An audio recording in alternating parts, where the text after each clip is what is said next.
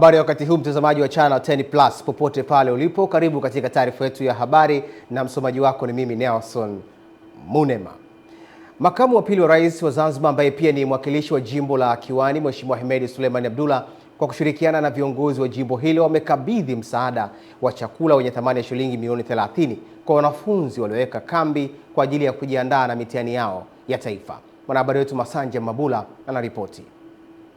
Akizungumza kwa niaba ya mwakilishi wa jimbo hilo, mjumbe wa kamati ya siasa ya jimbo Masudi Suleiman Abdallah amesema msaada huo utasaidia kupunguza gharama zinazowakabili wazazi katika kuhudumia watoto wao walioweka kambi kujiandaa na mitihani. Wazee, kwa sababu nyinyi mnachangia kambi na uongozi wa jimbo ukiongozwa na mheshimiwa mwakilishi na mbunge na madiwani wakasema wazee wanachangia, lakini na sisi kwa upande wetu na sisi tutoe nguvu yetu kidogo. Wazee, mheshimiwa mbunge, mheshimiwa mwakilishi, madiwani na uongozi wa serikali jimbo umetumia jumla ya shilingi milioni 30 za Kitanzania kununua vitu hivi hapa.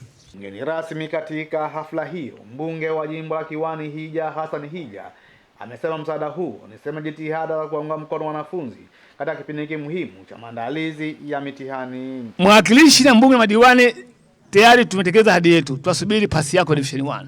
Waambie wenzako wale viongozi wametimiza ahadi yao. Sasa sisi tuna deni. Hivyo kwa skuli nyingine za Muambe, Kiwani, Mtangani, Shamiani. Tunataka ufaulu mzuri. Ndio fahari ya watu wa Kiwani. Kuna ahadi ya mwakilishi, kuna ahadi ya mbunge.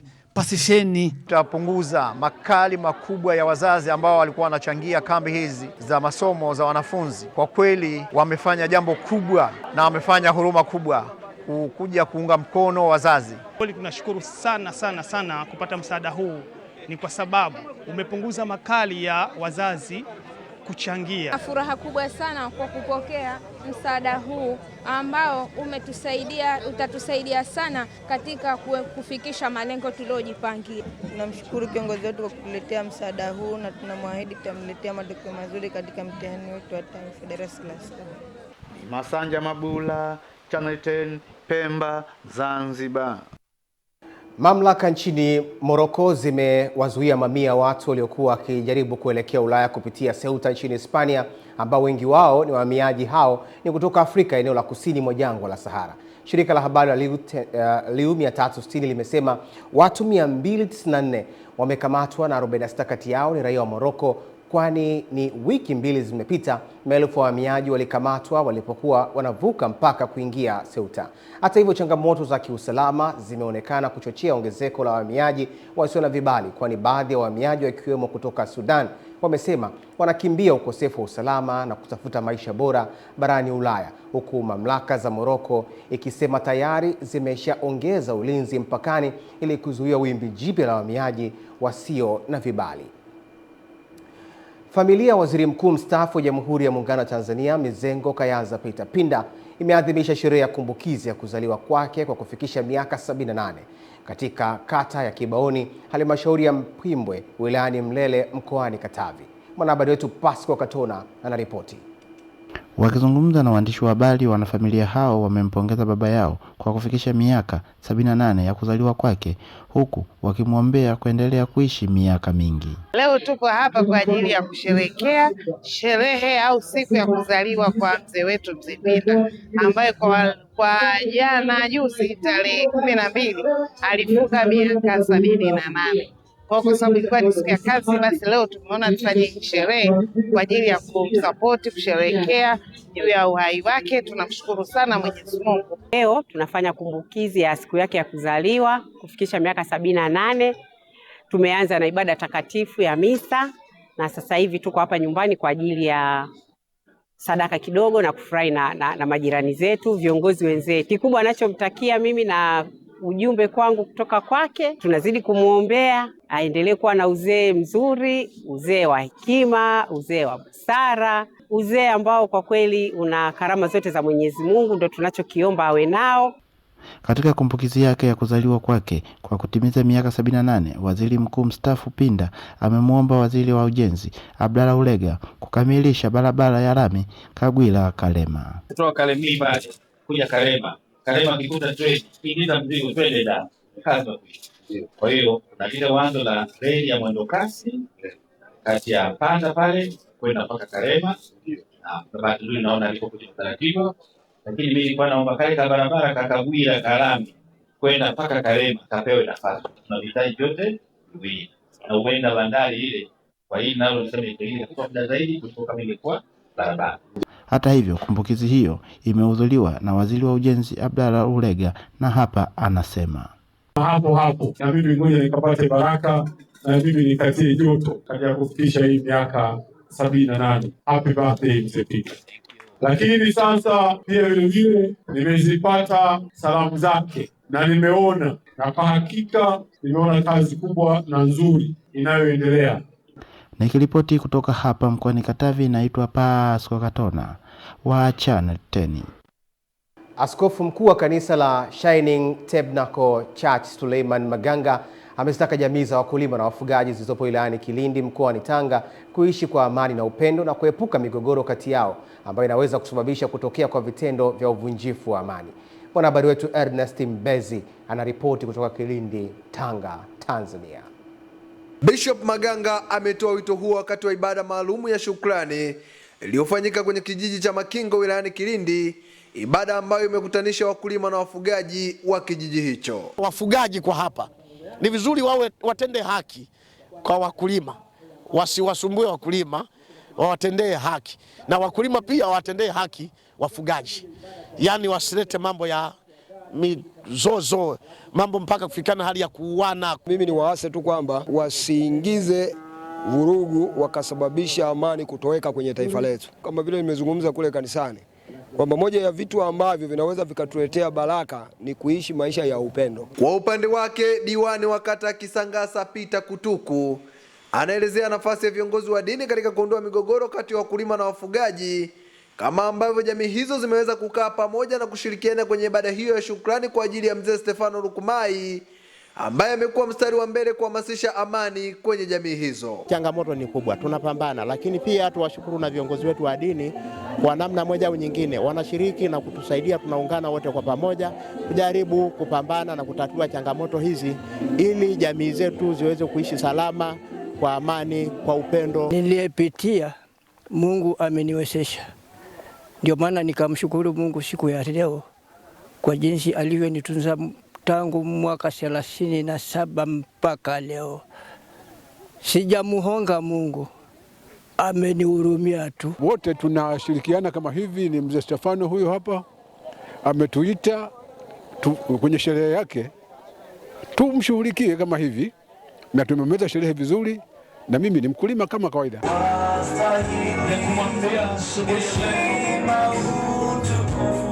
Kutoka wilayani Kilindi mkoani Tanga, mimi ni Ernest Mbezi, Channel 10. Kiongozi wa Korea Kaskazini Kim Jong-un amesema uhusiano wake na Urusi unaendelea kuimarika, ikiwa ni kauli aliyotoa mbele ya rais wa Urusi Vladimir Putin wakati nchi yake ikiadhimisha miaka 81 ya uhuru wa nchi yake.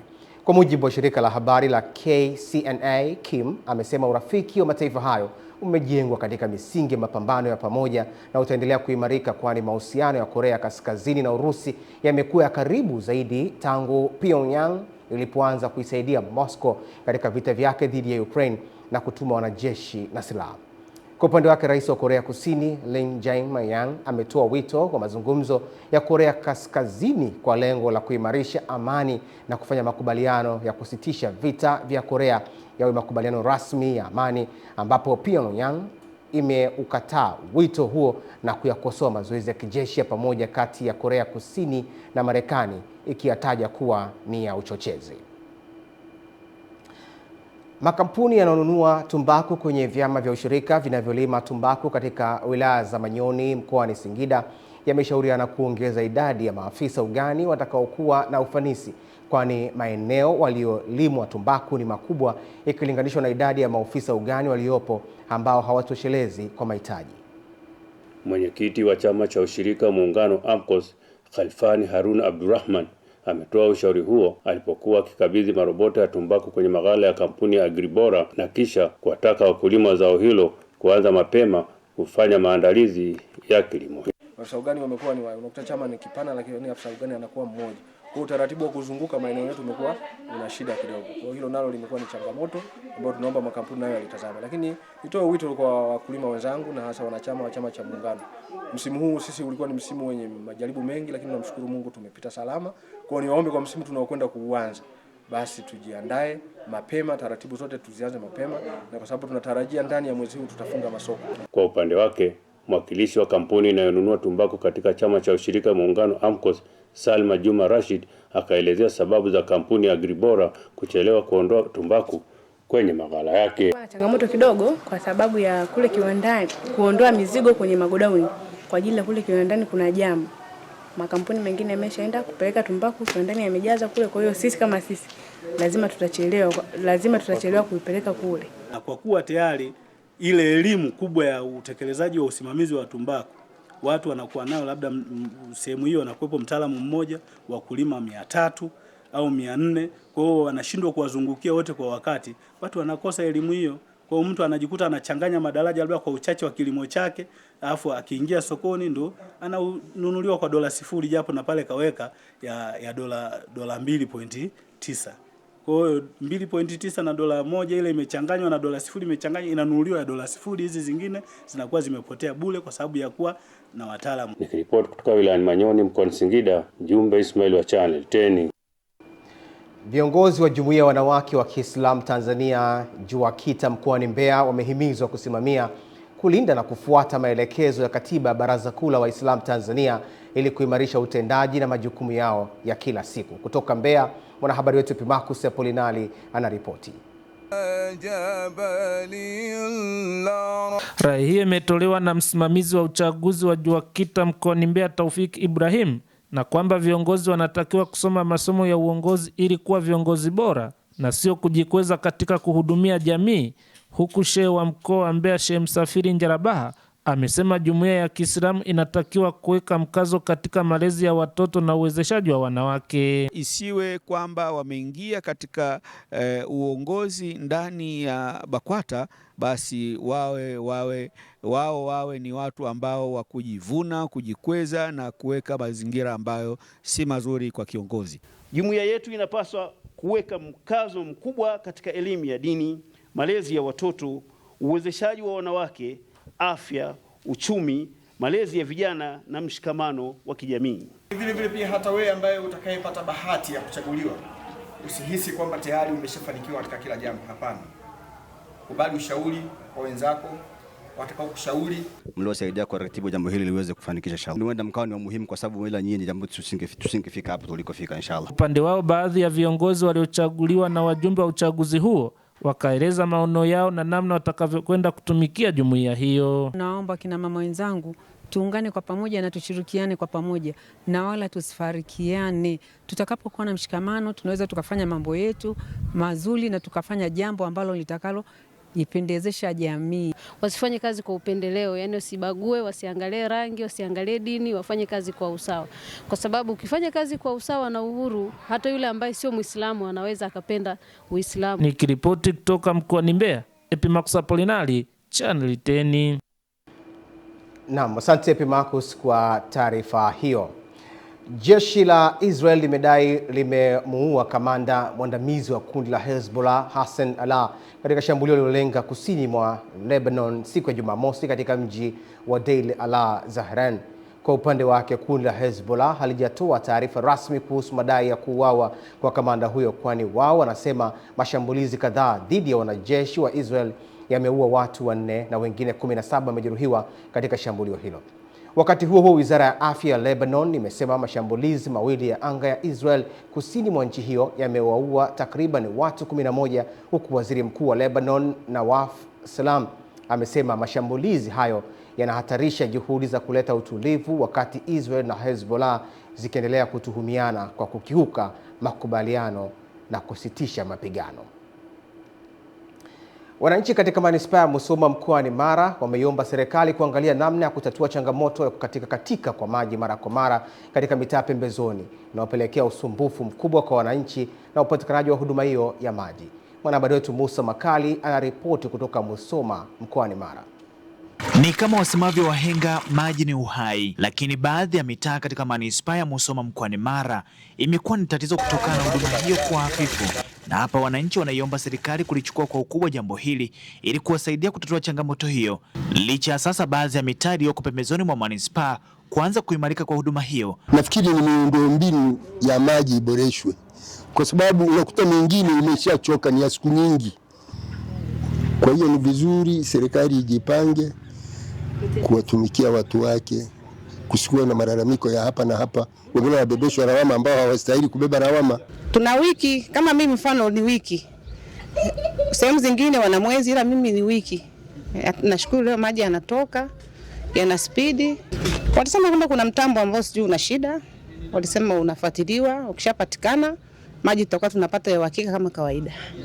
Kipindi cha nyuma, siku chache tu zilizopita, upatikanaji ulikuwa hafifu kwa sababu tu kulikuwa na matengenezo, lakini kwa sasa maji yanatoka vizuri tu. Wenye dhamana ya utoaji wa huduma hii ya maji ni mamlaka maji safi na usafi wa mazingira Musoma MUWASA, na hapa wanatolea ufafanuzi juu ya jambo hili. Naingia katika kipindi hiki cha maboresho kuhakikisha kwamba tunazitoa hizo adha ili watu wote wapate maji kwa wakati ambao ni mzuri na ni salama kwa watu wote katika kutumia maji. Mhandisi Mponeja na watoa hofu wananchi kuwa wanafanya jitihada kuhakikisha huduma ya maji inaimarika kama ilivyozoeleka. Kwa uvumilivu katika kipindi hichi ambacho tunafanya haya maboresho, kwa sababu ni kazi yetu na tumeaminiwa na tupo hapa kwa ajili ya kuwahudumia wao. Watuunge mkono na endelee kuwa wavumilivu tu, mambo yatakaa sawa. Kutoka mkoani Mara, jina langu ni Musa Makali.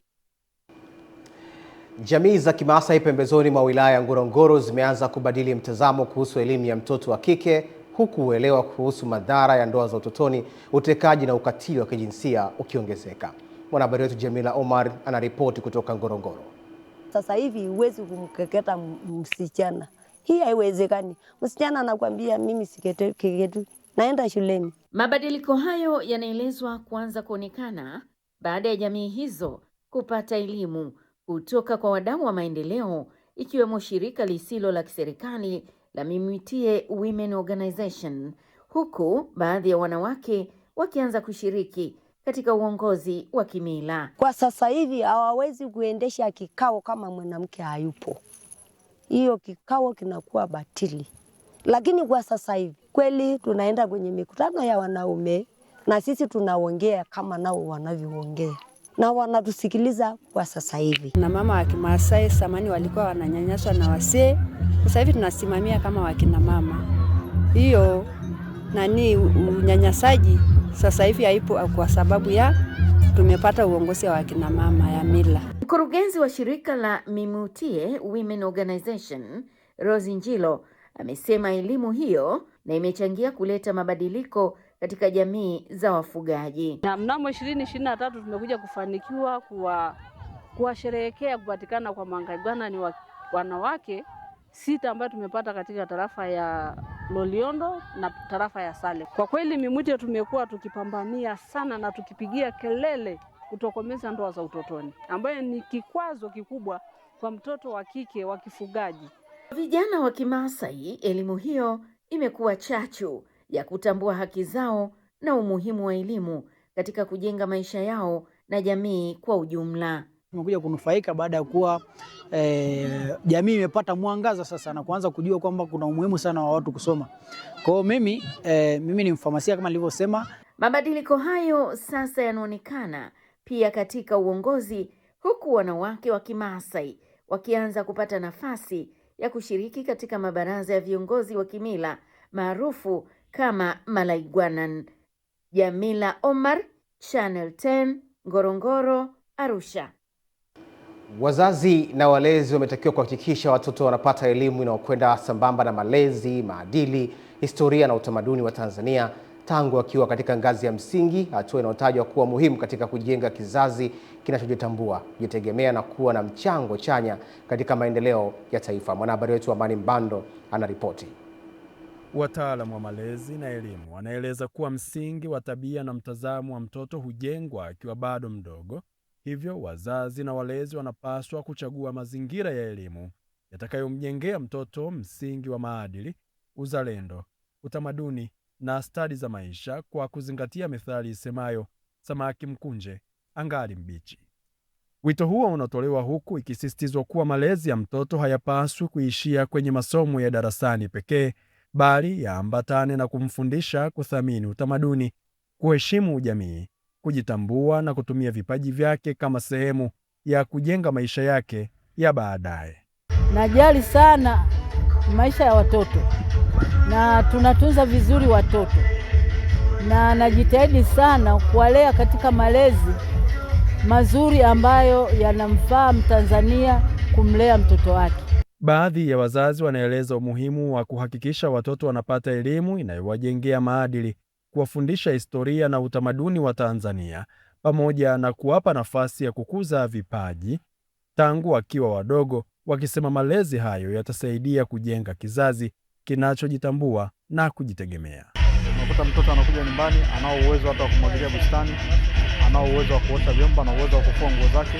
Watoto wa kike tunawapa majukumu yakiwemo na ya kufanya usafi wa mazingira, kusafisha madarasa, kusafisha vyoo, ili kwamba watakapokuja kuwa wamama wajue majukumu yao. Na tukipata mtoto ambaye yuko vizuri kichwani, tukampata mtoto ambaye afya yake ni njema, tukampata mtoto ambaye yuko vizuri rohoni, basi tumetengeneza kizazi na taifa bora lijalo. Amani Mbando, Channel 10.